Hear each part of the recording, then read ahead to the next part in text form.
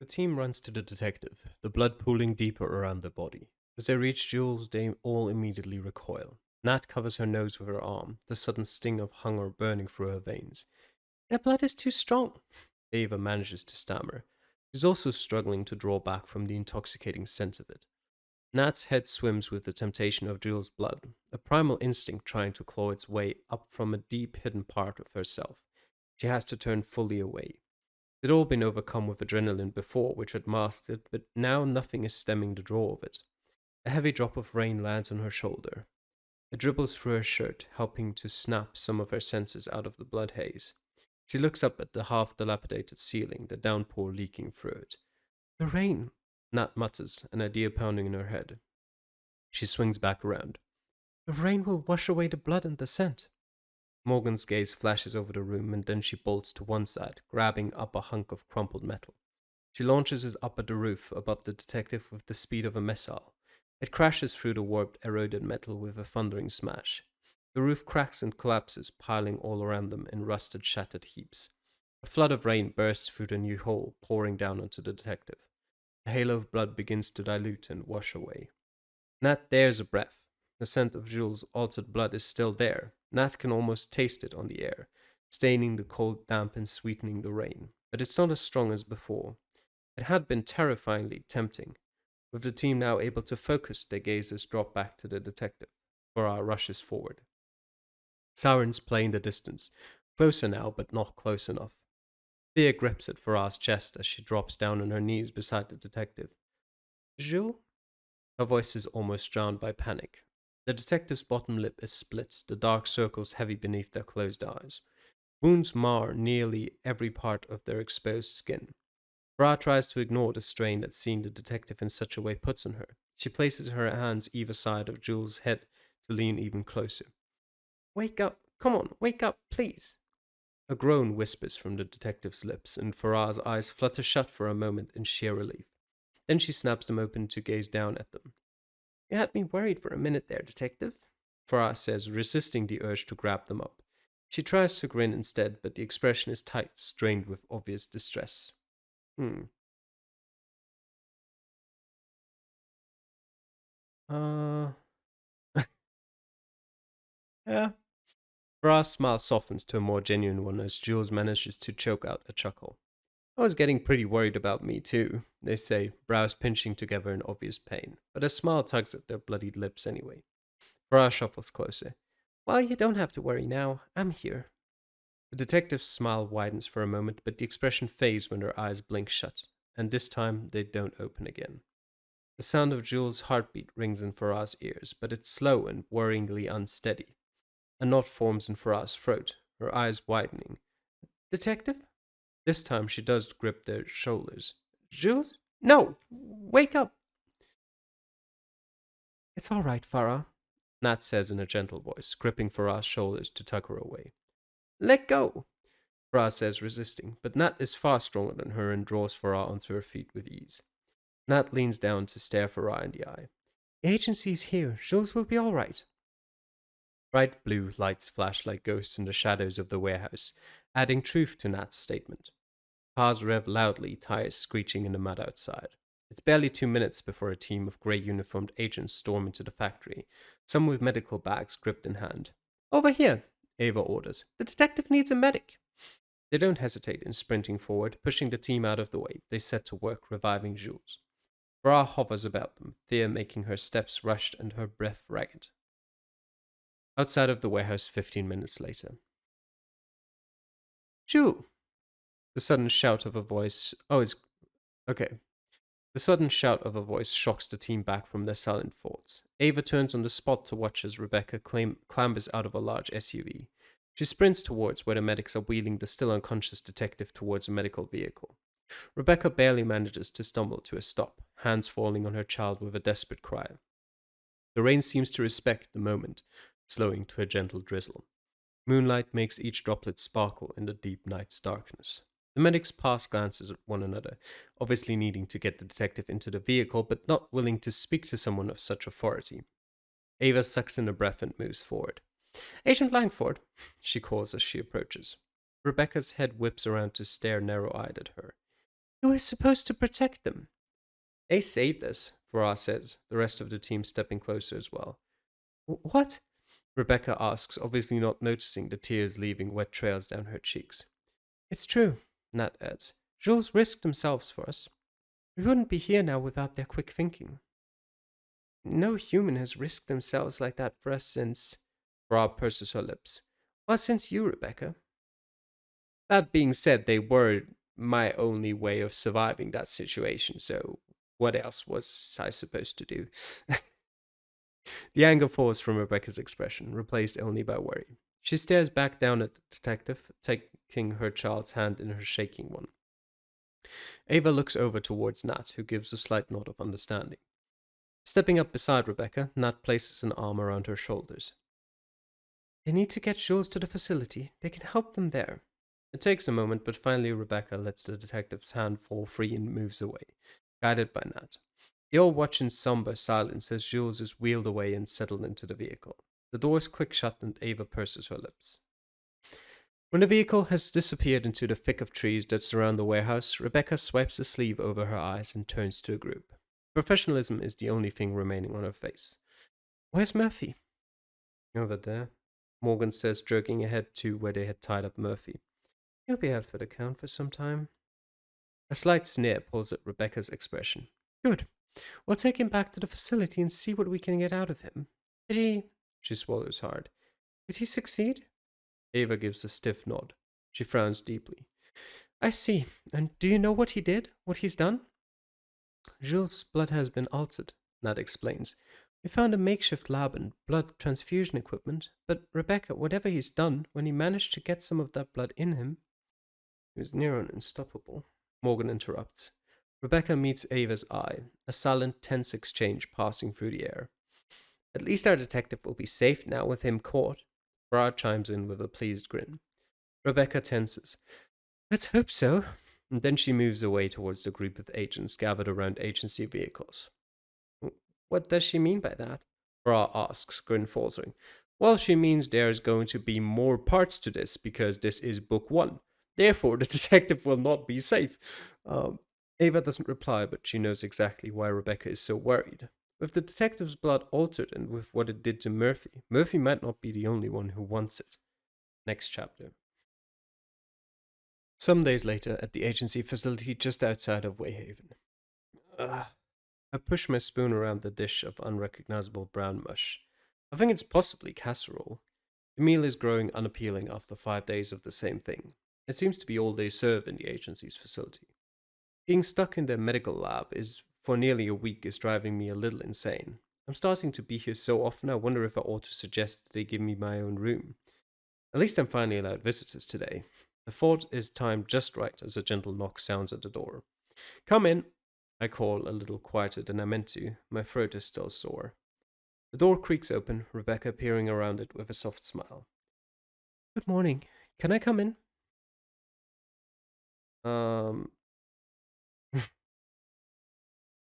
I open my mouth to reply and then wrinkle my nose. You haven't got any tablets to feed me or needles to prod me with, have you?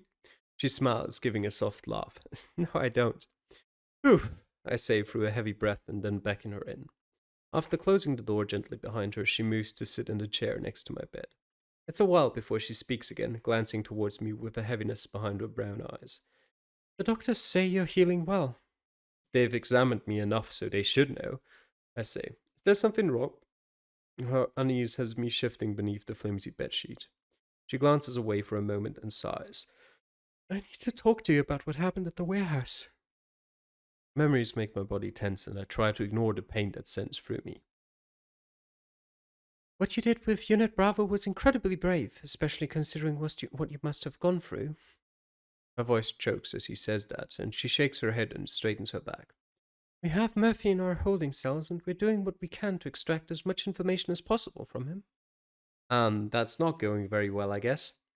It's an easy assumption by the taut expression on her face. Not incredibly so, no. She fidgets on the seat. But that whole situation and what you did and how you've come through it, well, it's impressed the agency. My brows arch in surprise. She leans forward, placing a hand beside me on the mattress.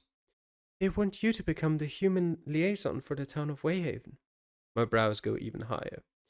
Unit Bravo has been assigned to Wayhaven and will be your main point of contact. The agency are also pouring more resources into this facility to aid you. Why? She shrugs, slim shoulders warily lifting the grey jacket she wears. They're just being prepared. When something of this significance happens, it can ripple through the supernatural community and create issues. Well, that doesn't sound good. I tried to bury the sudden worried thought. With you as liaison, it means the agency can help Whitehaven should anything occur, without needing to move around the authorities. Everything will still need to be kept a tight secret, but it will offer more freedom to help those in our town. You'll always be involved or notified of anything we do, of course, and you'd have access to all of our knowledge and aid should anything happen. She meets my eye. What do you think?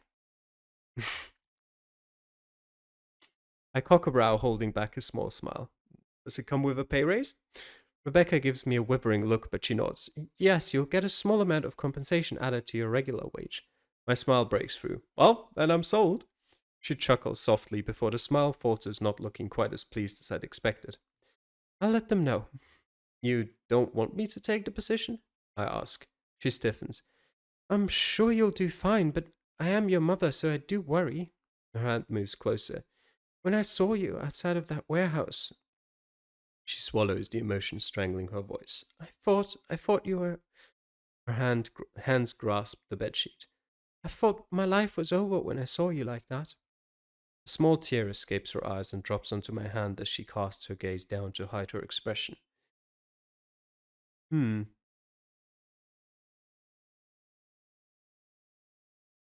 It's all right. I'm all right. My lips curve into as much of an encouraging smile as I can manage. She draws in a breath, but her body shaking with it. But what if you hadn't been, and it would have been my fault? My expression softens. That's bang. We both almost jump out of our skins as the door to the room slams open with force. Farah shuffles inside, leaning against the doorframe with a charming grin plastered on her face. Mrs. Detective? In one hand, she's grasping a bunch of balloons so vibrant in color they make my eyes hurt. Rebecca stands from her seat instantly, moving away to a corner of the room and turning her back. My focus is drawn back to Farah as she moves further inside, now accompanied by the rest of Unit Bravo. Hmm.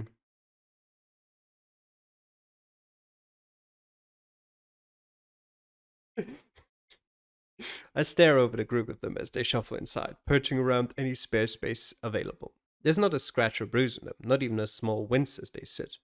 Am I really the only one who ended up in a hospital bed? I ask and then roll my eyes. Well, that's depressing. Remember we're vampires, right? Morgan asks with a scoff. Yeah, I reply. I bet that whole healing thing comes in very handy. Morgan actually chuckles at that. I shake my head. So what brings you all here? I'm guessing it wasn't just to check in. Farah launches herself onto the bed, bouncing a little as she settles to sit beside me. Actually, that's exactly why we're here. If you hadn't heard, you're one of us now, part of the agency. She says it with a heavy sense of foreboding, and then she breaks into a chuckle. Yeah, I heard. I look over at Rebecca, who's still in one corner. Nat is standing next to her, a hand on her shoulder and concern on her brow. She gives a nod at whatever it is she's just said. The shrill ring of Rebecca's phone breaks my examination. She grabs it out of her jacket pocket, shoves it to her ear, and leaves the room. So, Farah says, pulling my attention back. How are you feeling? Hmm. Ah. I flex my hand and fingers. All right, I suppose, considering what happened. You think that was bad?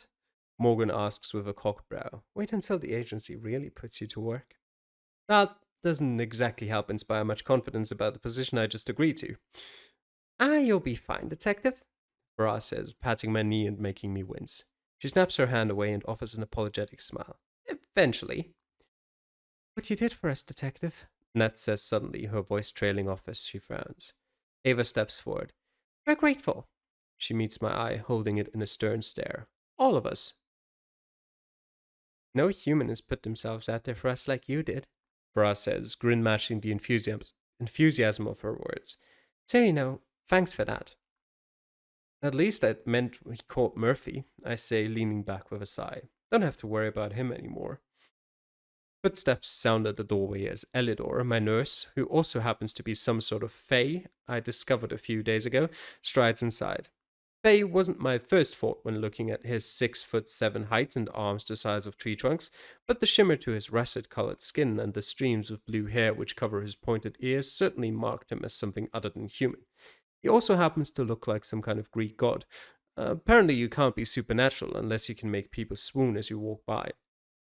You lot, he says in a gruff voice, gesturing a finger at the team. Out! The detective needs their dose of meds. I groan. Can we see them later? Nat asks. Elidor nods, dark lips pursing into a tight line. Only if you get out now.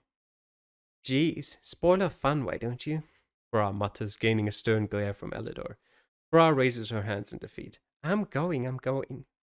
She slides off the bed and moves to join the rest of Unit Bravo as they shuffle out in a muddled queue. They close the door firmly behind them.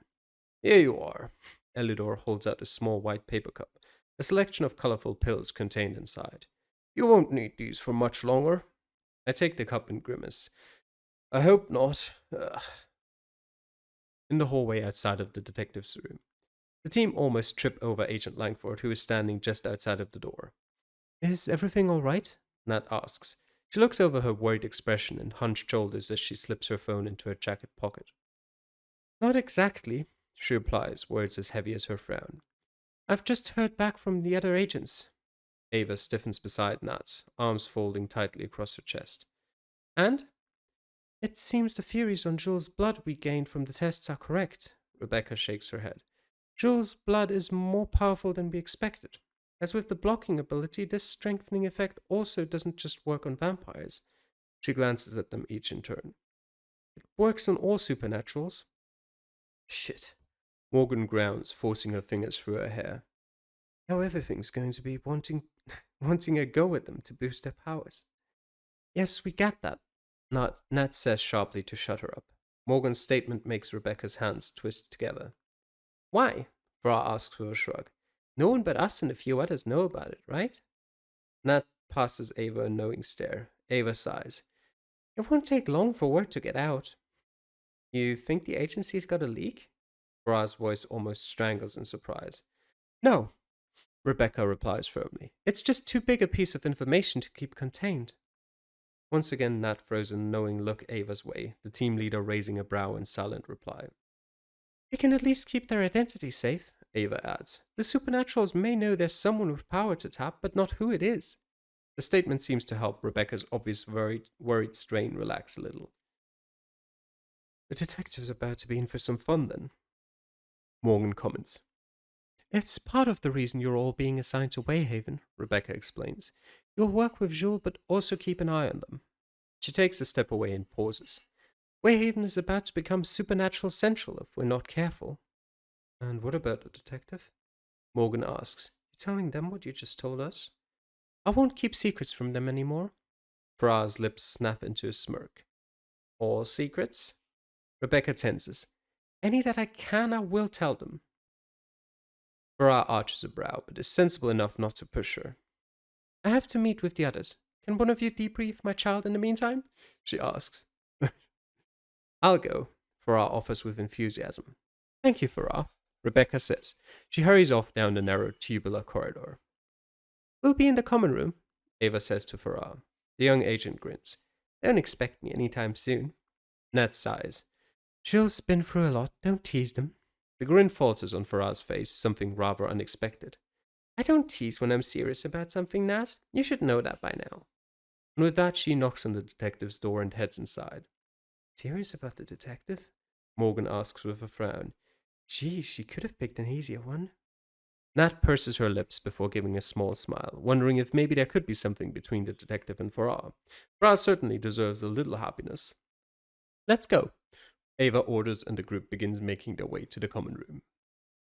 Inside the medical room, the tablets leave a bitter taste lingering on my tongue and down my throat, even after swilling the water Elidor hands me. We both glance up when a knock sounds from the door and Farah enters. I told you to go, Elidor warns, blue brows furrowing over deep-set eyes. Farah shrugs. The detective's got to be debriefed on recent events. The nurse sighs. Fine, but don't take too long. He then gathers up a cup and water, throws me a warm smile, and heads out of the room with a warning glare at Farah. I'll be back to check up soon. Geez, terrifying much, Farah says as soon as Eleanor is gone. No wonder you're recovering so quickly. One glare from that guy and the illness will be fleeing in terror. I can't help but laugh. Farah nods and heads over, retaking her previous position beside me on the bed. How can you look good even in a hospital gown? Hmm. God damn it. Uh, so you came back just to flirt? No, but that would be a much more worthwhile way to spend our time, don't you think? She grins wide. I shake my head but let out a soft chuckle. Why did you actually come back? She sighs, shoulders drooping a little. Agent Langford had some news about. She hesitates, fidgeting on the spot. About your blood after what Murphy did. Oh, I reply. Seeing as you said yes to tests, the agency were keen to confirm a theory they had, she continues. Some events transpired at the warehouse with a few other agents, which is what gave them the thought.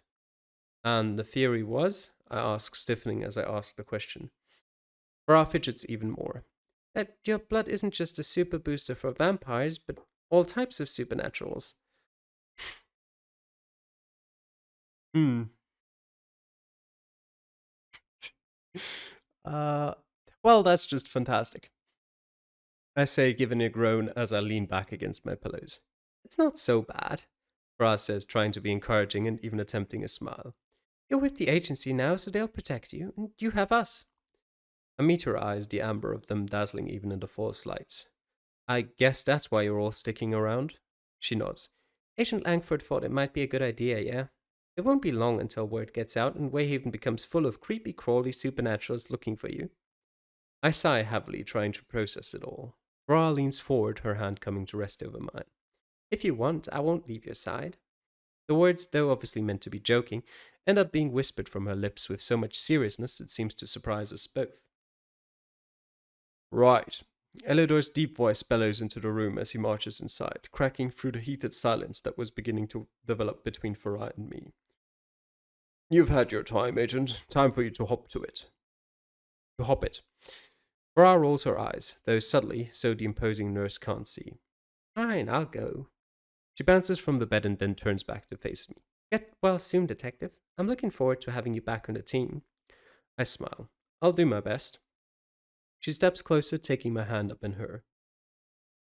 In her hand, I assume. I really mean it, Jules. Don't think I can go too long without having you around. She bows her head and places a gentle kiss on my fingers. Heat rushes down my arm and explodes into the rest of my body at the intimate, if soft, gesture. The usual cheeky grin lines her face when she stands back up, throwing the smile over at Elidor. Then she struts out of the room with happy steps. After watching Farah go, I roll my lips together, trying to contain a grin of my own. But I don't do very well. When I look back into the room, I find Elidor staring at me with a cocked brow. What? I ask, voice cracking slightly. Ain't none of my business. He replies, holding up his hands. He moves over towards my charts. It was already a tough task to relax in the stiff confines of the hospital bed, but with all of the information I've just learned rattling about inside my aching head, I give up. Rolling onto my side, I let out a sharp breath. So I've now become some blood battery for supernaturals, some of which might find their way here in order to drain me because of it. Wonderful. Um, hmm. Life will not be boring from now on, that's for sure. Just how exciting it will become still remains to be seen. At least Unit Bravo will be around. Having them as backup is sure to up my chances. They're practically a small army all by themselves. That thought at least helps to boost my waning optimism. I try to settle into the bed as best as I can. I guess I'll just have to wait and see what comes my way. Until Book 2. Make sure to save your game below. You'll need your saved game to continue where you left off in the next book. Ah, YouTube game. I said, okay.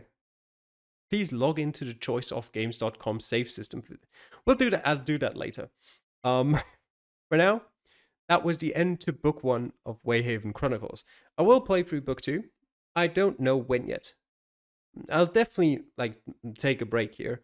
I just don't know how many playthroughs will be in between book 1 and book 2.